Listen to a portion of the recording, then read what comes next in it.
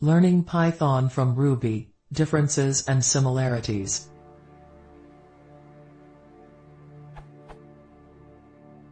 I know Ruby very well. I believe that I may need to learn Python presently.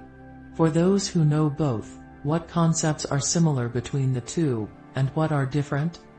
I'm looking for a list similar to a primer I wrote for learning Lua for JavaScripters, simple things like whitespace significance and looping constructs, the name of nil in Python, and what values are considered truthy. Is it idiomatic to use the equivalent of map and each, or are mumble something about list comprehensions mumble the norm? If I get a good variety of answers, I'm happy to aggregate them into a community wiki. Or else you all can fight and crib from each other to try to create the one true comprehensive list.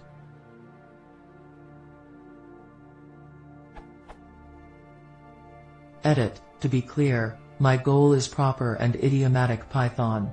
If there is a Python equivalent of inject, but nobody uses it because there is a better/different way to achieve the common functionality of iterating a list and accumulating a result along the way, I want to know how you do things. Perhaps I'll update this question with a list of common goals, how you achieve them in Ruby, and ask what the equivalent is in Python.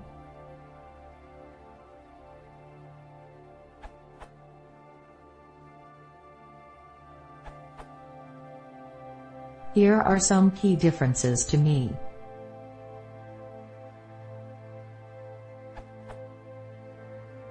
Ruby has blocks, Python does not. Python has functions, Ruby does not. In Python, you can take any function or method and pass it to another function.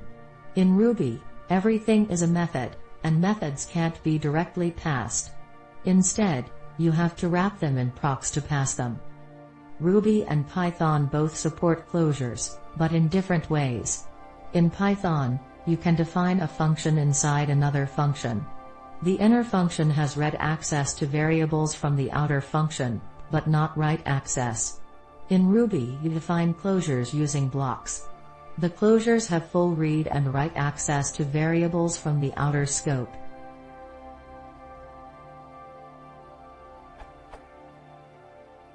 Python has list comprehensions, which are pretty expressive. For example, if you have a list of numbers, you can write. To get a new list of the squares of all values greater than 15. In Ruby, you'd have to write the following.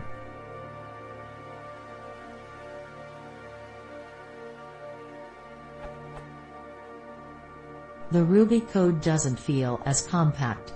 It's also not as efficient since it first converts the values array into a shorter intermediate array containing the values greater than 15.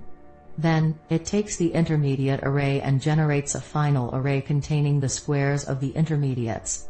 The intermediate array is then thrown out. So, Ruby ends up with 3 arrays in memory during the computation. Python only needs the input list and the resulting list. Python also supplies similar map comprehensions.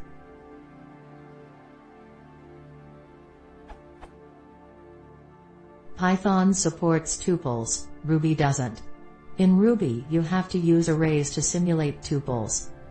Ruby supports switch/case statements, Python does not. Ruby supports only single inheritance. If you need to mimic multiple inheritance, you can define modules and use mix-ins to pull the module methods into classes. Python supports multiple inheritance rather than module mix-ins.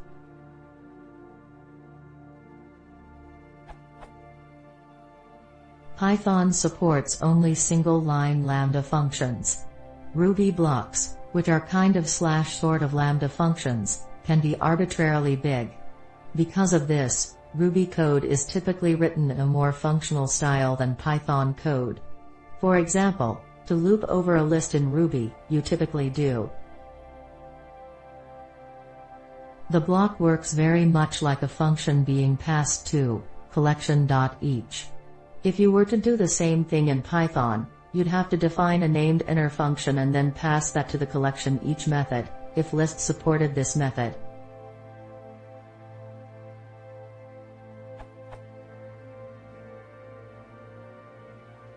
That doesn't flow very nicely. So, typically the following non-functional approach would be used in Python.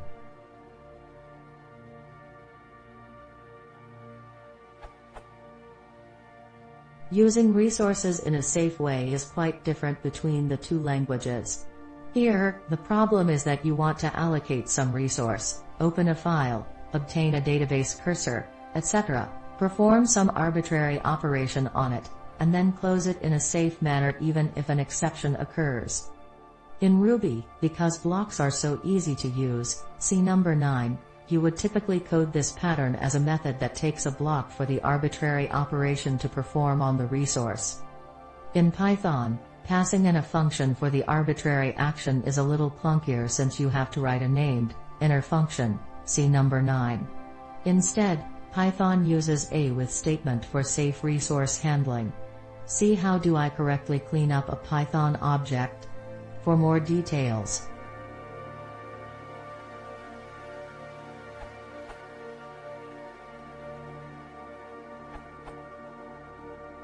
I, like you, looked for inject and other functional methods when learning Python. I was disappointed to find that they weren't all there, or that Python favored an imperative approach. That said, most of the constructs are there if you look. In some cases, a library will make things nicer. A couple of highlights for me.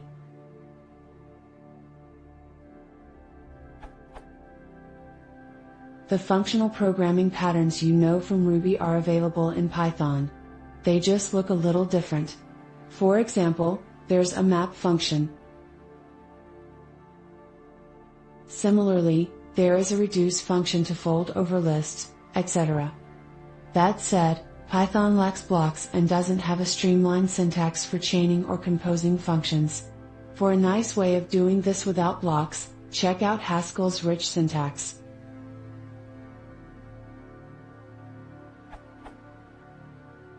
For one reason or another, the Python community seems to prefer imperative iteration for things that would, in Ruby, be done without mutation.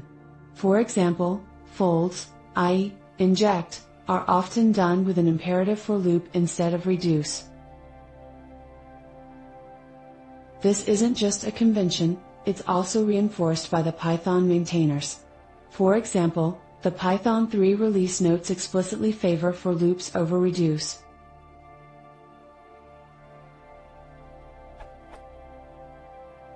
Use functools.reduce if you really need it. However, 99% of the time an explicit for loop is more readable.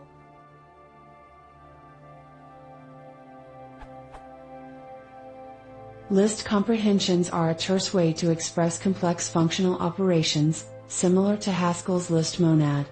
These aren't available in Ruby and may help in some scenarios. For example, a brute force one-liner to find all the palindromes in a string, assuming you have a function p that returns true for palindromes, looks like this. Methods in Python can be treated as context-free functions in many cases, which is something you'll have to get used to from Ruby but can be quite powerful.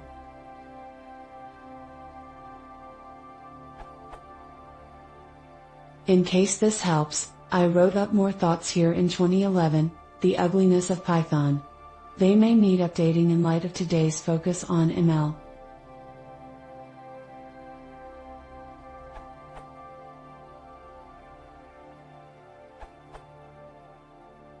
My suggestion, don't try to learn the differences. Learn how to approach the problem in Python. Just like there's a Ruby approach to each problem, that works very well given the limitations and strengths of the language, there's a Python approach to the problem. They are both different. To get the best out of each language, you really should learn the language itself, and not just the translation from one to the other. Now, with that said, the difference will help you adapt faster and make one-off modifications to a Python program. And that's fine for a start to get writing. But try to learn from other projects the why behind the architecture and design decisions rather than the how behind the semantics of the language.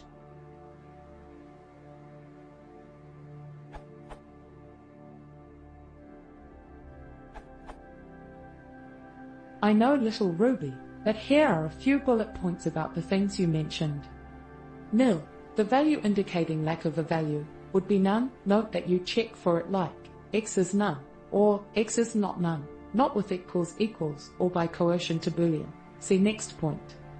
None, 0-esque numbers, 0, 0.0, 0j, complex number, and empty collections, set, the empty string, etc., are considered falsy. Everything else is considered truthy. For side effects, for loop explicitly. For generating a new bunch of stuff without side effects, use list comprehensions, or their relatives, generator expressions for lazy one-time iterators, dict/set comprehensions for the said collections.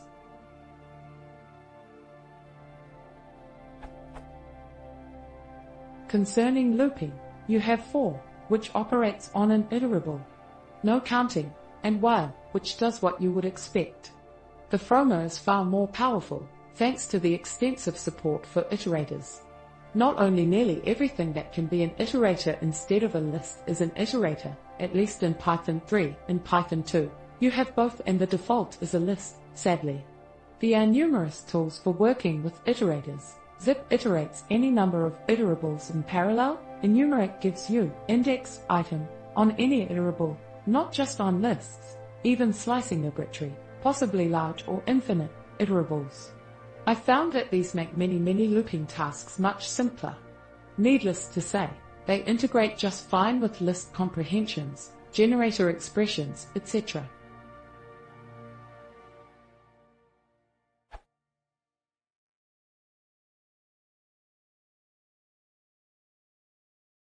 If you want to see more, please consider subscribing.